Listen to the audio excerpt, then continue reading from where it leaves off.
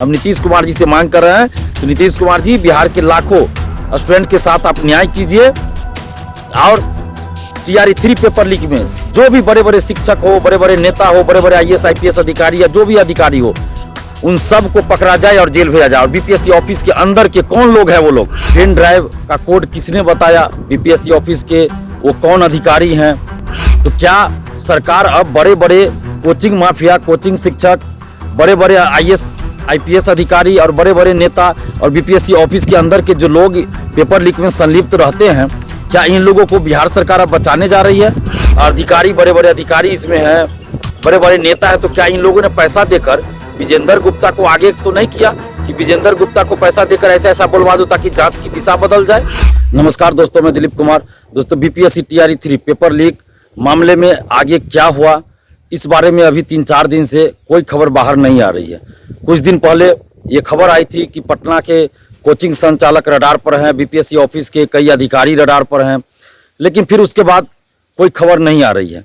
Pen drive का code किसने बताया, बीपीएससी ऑफिस के वो कौन अधिकारी हैं, इस बारे में अभी तक कोई जानकारी बाहर नहीं आई है।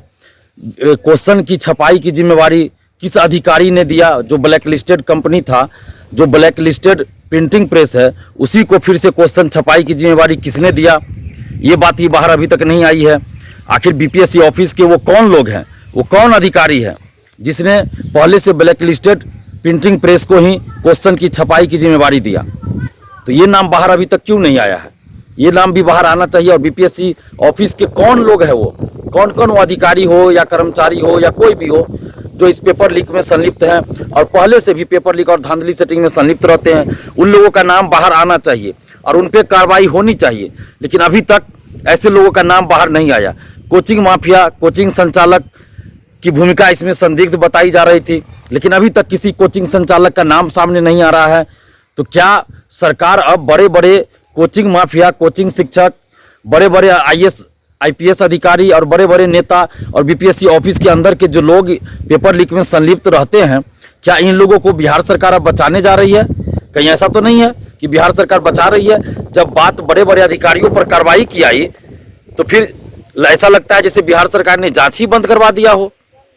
कुछ बात सामने नहीं आ रही है, बाहर कोई बात सामने नहीं आ रही है, कोई खबर नहीं आ रही है। कुछ दिन पहले एक विजेंद्र गुप्ता नाम के एक व्यक्ति ने मीडिया में आके बहुत सारी बातें बताया, तो उनकी बातों पर भी जांच होनी चाहिए। या फिर ये भी हो सकता है कि ये जो बड़े बड़े शिक्षा माफिया इसमें फंस रहे हैं, शिक्षक फंस रहे हैं, अधिकारी, बड़े बड़े अधिकारी इसमें हैं, बड़े बड़े नेता है, तो क्या इन लोगों ने पैसा देकर विजेंद्र गुप्ता को आगे तो नहीं किया कि विजेंद्र गुप्ता को पैसा देकर ऐसा ऐसा बोलवा दो ताकि जांच की दिशा बदल जाए? क्योंकि जब बात बड़े अधिकारियों पे कार्रवाई की आती है तो जांच ही सरकार बंद कर देती है। 67वीं बीपीएससी पीटी पेपर लीक के समय भी यही हुआ। जब बीपीएससी ऑफिस के अंदर जांच पहुंचा, जब बीपीएससी ऑफिस के कई अधिकारियों पे कार्रवाई होनी थी, उसके बाद सरकार ने जांच ही बंद करवा दिया। तो आखिर ये चल क्या रहा है? ऐसा क्यों हो रहा है बार बार? और जब तक बड़ी बड़ी मछलियों को नहीं पकड़ा जाएगा, चाहे वो बड़े बड़े शिक्षक हो, बड़े बड़े अधिकारी हो या बड़े बड़े नेता हो, जो इस पेपर लीक में संलिप्त है, इन लोगों पे कार्रवाई नहीं की जाएगी, तब तक आगे भी पेपर लीक बंद नहीं होगा, आगे भी धांधली सेटिंग बंद नहीं होगा।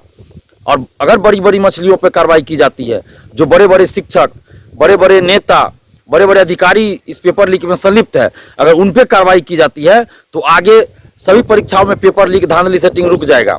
और अगर कार्रवाई नहीं की जाती इन लोगों पे तो आगे भी इसी तरह पेपर लीक और धांधली सेटिंग होता रहेगा। मैंने पहले भी कहा था, 67वीं के समय भी कहा था, आज भी कह रहा हूं, सिपाही भर्ती paper leak, BSSC CGL 3 paper leak, दरोगा भर्ती का पेपर लीक, फूड कॉर्पोरेशन का पेपर लीक, एलआरसी अमीन बहाली का पेपर लीक, तो हर बहाली का, हर परीक्षा का तो पेपर लीक हो ही रहा है।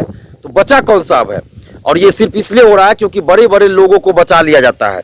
जो बड़े बड़े शिक्षक हैं उन लोगों को बचा लिया जाता है। हम सरकार से मांग कर रहे हैं कि टीआरई 2 और टीआरई 1 की भी आप जांच करवाएं। जिस तरह से टीआरई 1 में सीरियली रोल नंबर वाले बहुत सारे लोग पास किए, टीआरई 2 का कटअप बहुत ज़्यादा गया, तो जब टीआरई 3 में इतने बड़े पैमाने पर ये पेपर लीक और धांधली सेटिंग की बातें सामने आ गई, 300 लोग हजारीबाग से पकड़े गए, तो अब तो जांच इस बात की होनी चाहिए कि टीआरई 2, टीआरई 1 में भी क्या इन लोगों ने सेंध तो नहीं लगाया? इन लोगों की सेंध हमारी टीआरई 2, टीआरई 1 में भी निश्चित रूप से हुई होगी। तो इसलिए टीआरई 2, टीआरई 1 की भी जांच होनी चाहिए।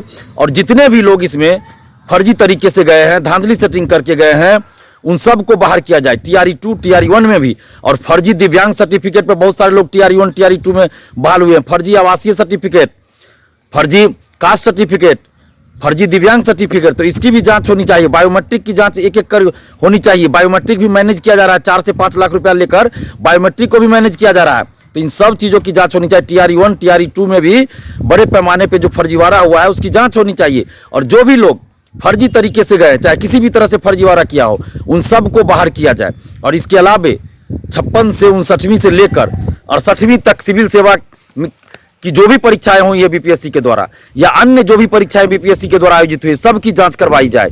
दरोगा, सिपाही, बीएसएससी, जितनी भी परीक्षाएं पिछले 10-12 साल में हुई है, सबकी एक बार जांच करवा ली जाए, तो पता चल जाएगा कि कितने लोग इसमें सेटिंग से गए हैं, धांधली सेटिंग करके गए हैं। जो ईमानदारी से गए हैं उनको तो कोई दिक्कत नहीं होगा। जो ईमानदारी से गए हैं, जो मेरिट से गए हैं, परीक्षा पास करके अपनी ईमानदारी से गए, उनको तो कोई दिक्कत नहीं होगा। लेकिन जो फर्जी तरीके से गए हैं, जो धांधली सेटिंग करके पेपर लीक करवा के गए, वैसे लोगों को बाहर किया जाना चाहिए। आखिर कब तक बिहार के मेधावी स्टूडेंट के साथ इस तरह से अन्याय होता रहेगा? हम नीतीश कुमार जी से मांग कर रहे हैं कि नीतीश कुमार जी, बिहार के लाखों स्टूडेंट के साथ आप न्याय कीजिए।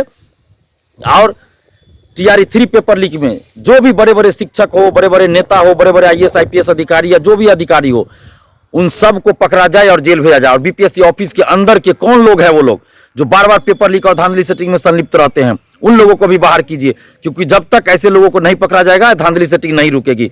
अगर नीतीश कुमार जी आप सही में बिहार के स्टूडेंट्स के हित में सोचते हैं, तो बड़े बड़े लोग जो इस पेपर लीक में संलिप्त हैं, सबको जेल भेजवाइए। अगर बड़े बड़े शिक्षक, नेता, आईएएस आईपीएस अधिकारी को बचाया जाता है इस पेपर लीक में, तो इसका मतलब यही होगा कि बिहार सरकार बिहार के लाखों करोड़ों युवाओं के साथ अन्याय कर रही है।